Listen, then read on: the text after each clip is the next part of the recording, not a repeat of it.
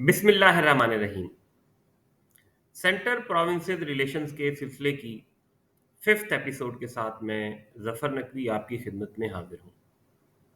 हमारे कॉन्स्टिट्यूशन के तहत कुछ इंस्टीट्यूशंस ऐसे भी हैं जिनकी जुरिस्डिक्शन, जिनका दायरा इख्तियार सिर्फ सेंटर या फेडरेशन तक लिमिटेड नहीं है, बल्कि उनका दायरा इख्तियार सेंटर और प्रोविंसेस दोनों तक एक्सटेंड होता है।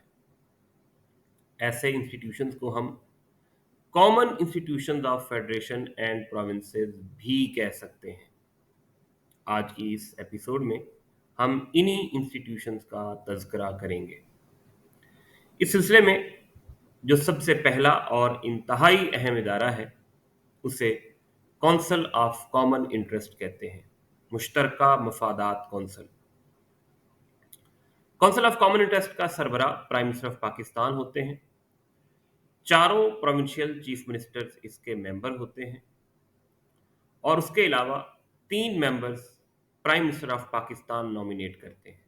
यानी टोटल मेंबर्स की तादाद 8 है, जिसमें 4 फेडरेशन से प्राइम मिनिस्टर और 3 उसके नॉमिनीज और 4 प्रोविंसेस से होते हैं।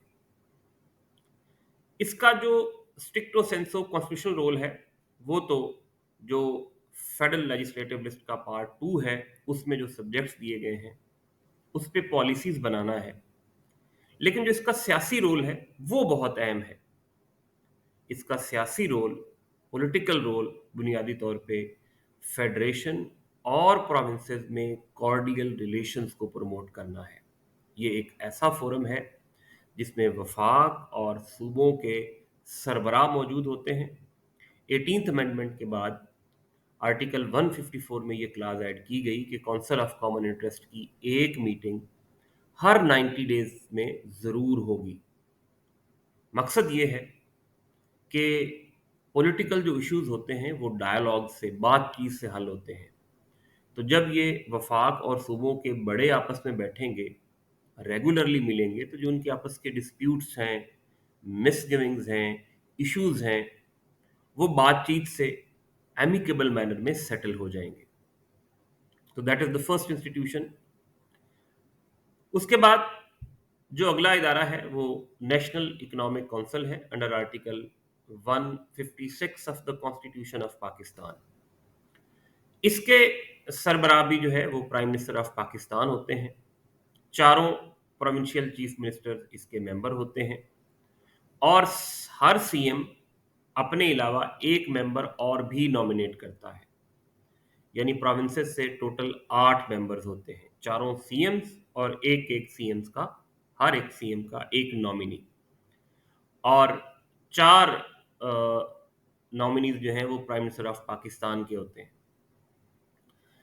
इस इदारे का काम मुल्क को इकोनॉमिक विजन देना है, जो ओवरऑल फाइनेंशियल, इकोनॉमिक, कमर्शियल और सोशल पॉलिसीज हैं उसके लिए गाइडलाइंस जारी करना है।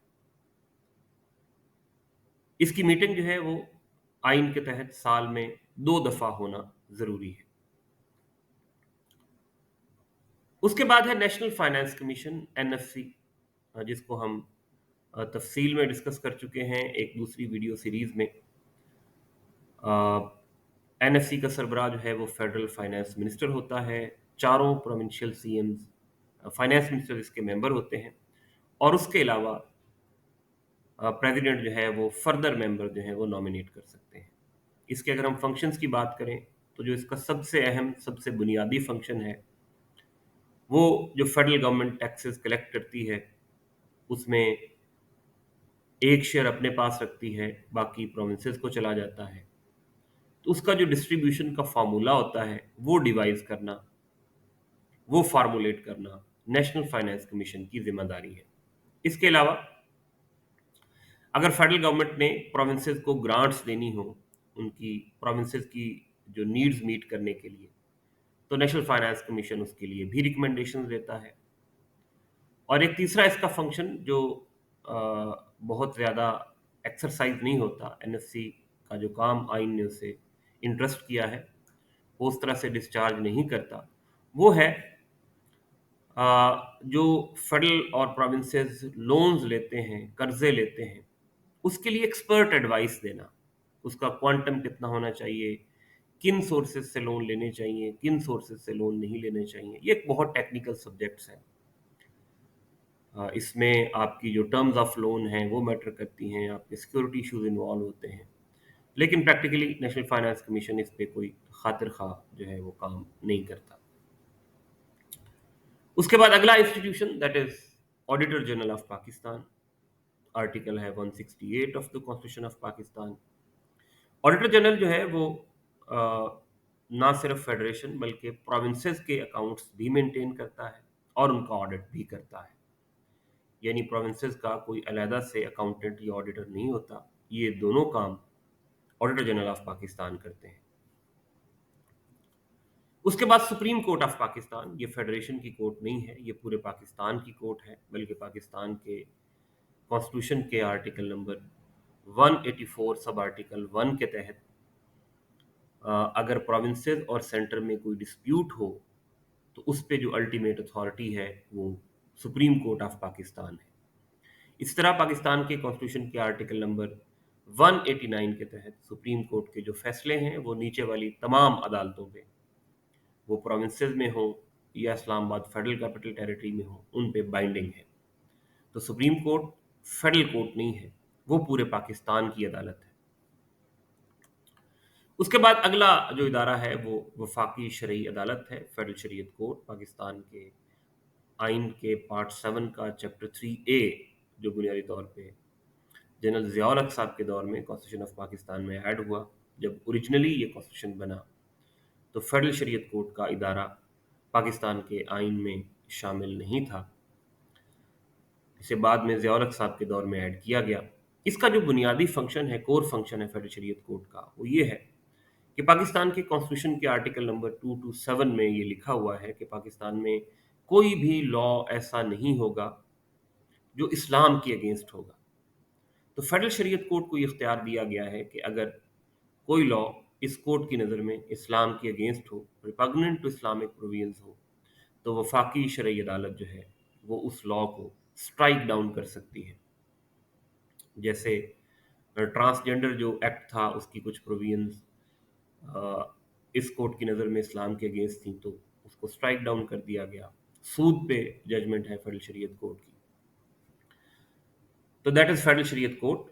میں ریپیٹ کر دوں کہ یہ ضیاء الحق صاحب کے دور میں آئین پاکستان میں ایڈ ہوا انڈر پارٹ 7 چیپٹر 3A، اس سے پہلے یہ پاکستان کے آئین کا حصہ نہیں تھا۔ اس کے بعد election commission of Pakistan, part 8 ہے جو پاکستان کے آئین کا، چیپٹر 1 اور 2 ہیں اس کے آگے۔ الیکشن کمیشن آف پاکستان کے سربراہ چیف الیکشن کمشنر ہوتے ہیں اور چاروں پروونسز سے ایک ایک ممبر آتا ہے۔ ٹوٹل 5 لوگوں پہ مشتمل ہے الیکشن کمیشن آف پاکستان۔ تو الیکشن کمیشن آف پاکستان کے فنکشن جو ہیں وہ پاکستان کے کانسٹیٹیوشن کے آرٹیکل نمبر 219 میں دیے گئے ہیں، اور الیکشن کمیشن نہ صرف فیڈرل لیجسلیچر یعنی مجلس شورا، نیشنل اسمبلی اور سینٹ صرف ان کے الیکشن نہیں کرواتا، بلکہ پروونشل اسمبلیز کے بھی الیکشنز کرواتا ہے اور لوکل گورنمنٹس کے الیکشنز بھی کرواتا ہے۔ آرٹیکل 219 میں بھی لکھا گیا اور آرٹیکل 140A میں بھی۔ تو اس کا مطلب یہ ہوا کہ الیکشن کمیشن کا دائرہ اختیار بھی صرف سینٹر تک لمیٹڈ نہیں ہے، بلکہ پروونسز تک بھی ایکسٹینڈ ہوتا ہے۔ اس کے بعد جو لاس انسٹیٹیوشن ہے وہ کونسل آف اسلامک آئیڈیالوجی ہے، اسلامی نظریاتی کونسل۔ اسلامی نظریاتی کونسل کا دائرہ اختیار بھی صرف سینٹر تک یا فیڈریشن تک لمیٹڈ نہیں ہے، یہ پروونسز تک بھی ایکسٹینڈ ہوتا ہے۔ اسلامی نظریاتی کونسل کا ایک کام تو یہ ہے کہ یہ وفاق اور جو ہماری وفاقی لیجسلیچر ہے، پارلیمنٹ اور پروونشل اسمبلیز، دونوں کو ریکمنڈیشن دے سکتی ہے کہ وہ کون سے میئرز لیے جائیں، وہ کون سے سٹیپس لیے جائیں جس کے تحت پاکستان کے مسلمان اپنی زندگیاں قرآن اور سنت کے مطابق گزار سکیں۔ اسی طرح پاکستان کے کانسٹیٹیوشن کے آرٹیکل 229 کے تحت صدر یا گورنر اگر کوئی فیڈرل یا پروونشل لا بن رہا ہو تو یہ جاننے کے لیے کہ وہ لا اسلام کے اگینسٹ تو نہیں ہے، اس کے لیے ایک ریفرنس بھیج سکتے ہیں کونسل آف اسلامک آئیڈیالوجی کو۔ तो काउंसिल ऑफ इस्लामिक आइडियोलॉजी के फंक्शंस में एक फंक्शन ये भी है कि ये फिर एडवाइस देगी, अपनी सिफारशात देगी कि क्या ये जो प्रपोज लॉ है जो अभी बन रहा है ये इस्लाम के अगेंस्ट है या नहीं है। तीसरा इसका फंक्शन ये रिकमेंड करना भी है कि पाकिस्तान के जो एग्जिस्टिंग लॉज हैं, जो मौजूदा कवानीन हैं, उनको इस्लामिक इंजंक्शंस के मुताबिक कैसे ट्रांसफॉर्म किया जा सकता है। और चौथा इसका फंक्शन ये है कि जो इस्लामी तालीमात हैं, जो इस्लामिक वे ऑफ लाइफ है, उसे कैसे लीगलाइज किया जा सकता है, कौन कौन से लॉज बनाए जा सकते हैं जिनके तहत जो इस्लामी तालीमात है उन पे जो इम्प्लीमेंटेशन है, उन पे अमल जो है वो मुमकिन हो सके।